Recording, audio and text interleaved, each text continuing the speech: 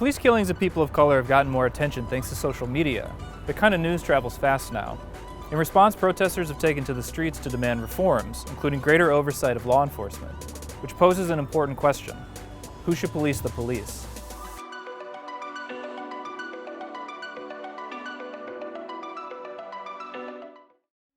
The short answer is, cops are mostly expected to police themselves, and it's that way by design. The state of California sets the standards for hiring and training local police. People who apply to be cops can't have felony convictions on their record, for example. They need to go through an extensive background process, but those background checks are performed by the local hiring agency. And once an officer gets a badge, the state doesn't have a lot of control after that. Being convicted of a felony will get a police officer fired, but for lower-level offenses, it's trickier. California is one of 4 states that doesn't automatically take a cop's badge if they commit a misdemeanor or certain types of misconduct. That means if an officer is the subject of a misconduct complaint, their employer will investigate, typically as an administrative rather than a criminal matter.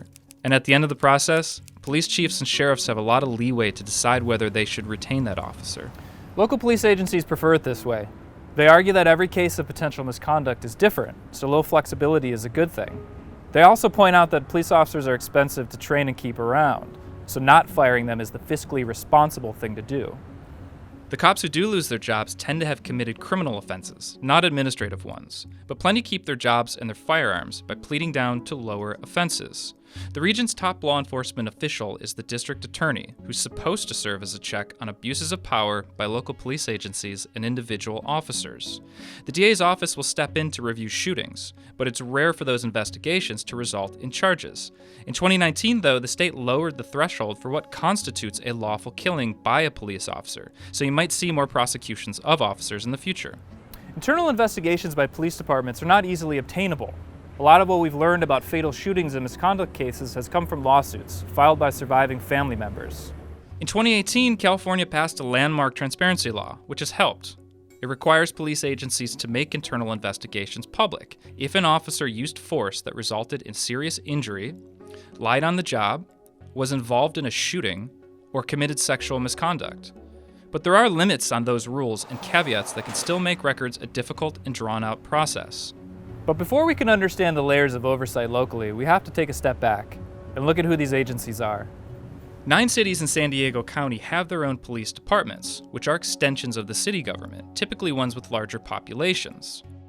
Smaller cities tend to outsource their law enforcement needs to the San Diego County Sheriff's Department. Sheriff's deputies are also responsible for patrolling unincorporated parts of the region.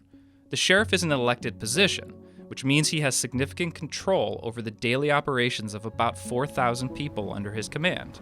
So who's watching all these officers? Many police departments try to keep an eye on their officers with the help of citizen review boards. But these groups, while well-intentioned, are also sources of controversy.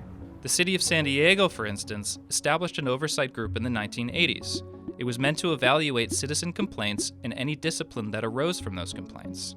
But because the members of the group can only review the findings from internal investigations by the police, its role was severely limited.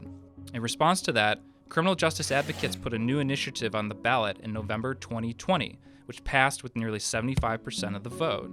Most notably, the board will have subpoena power to conduct its own independent investigations. In many cities, there's one final lever of control, but elected officials have been reluctant and even resistant to use it. Mayors and city council members set and approve the annual police department budget. So if they decide to change the budget substantially or take funding away, they'd have to contend with police unions, which are among the most influential labor groups in the state, and they have a long history of stifling or slowing down reforms. But police chiefs and officers aren't immune to outside pressure. We saw that in 2020. In response to the George Floyd protests, many police agencies in San Diego County hurried to ban the use of the carotid restraint, a chokehold that can lead to injury or death. They could have done that at any time. They'd chosen not to.